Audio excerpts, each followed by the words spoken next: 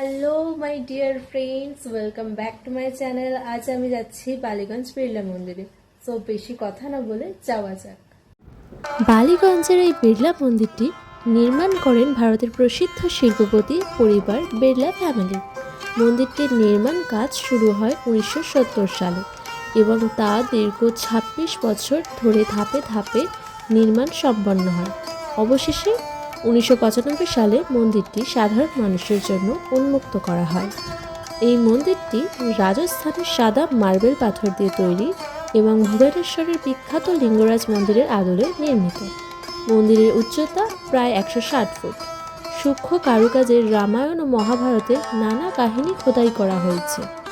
এখানে প্রধান দেবতা হিসেবে শ্রীকৃষ্ণ ও রাধার মূর্তি প্রতিষ্ঠিত রয়েছে। পাশাপাশি শিব, গণেশ প্রভৃতি দেবদেবীর মূর্তিও বিদ্যমান। প্রতিদিন এখানে নিয়মিত পুজো, ভজন ও আরতি অনুষ্ঠিত হয়, যা ভক্তদের মধ্যে গভীর ধর্মীয় অনুভূতি জাগ্রত করে।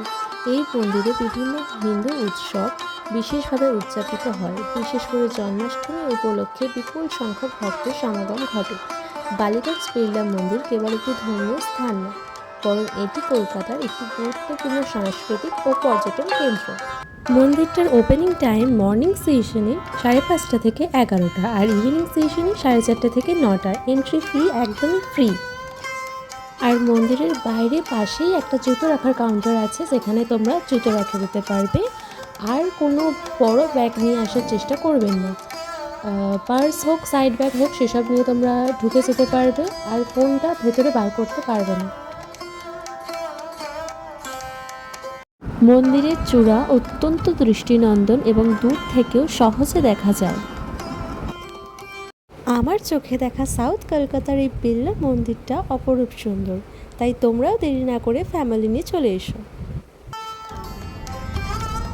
তারপর আমরা বাড়ি চলে যাচ্ছিলাম। তারপর এটা ছিল ঠিক মন ভালো করার মতো একটা দৃশ্য। কি কিউট না শিব পার্বতীটা, জাস্ট দেখার মতো ছিল। তো আমি তো তাড়াতাড়ি গাড়ি থেকে কভার করে নিলাম।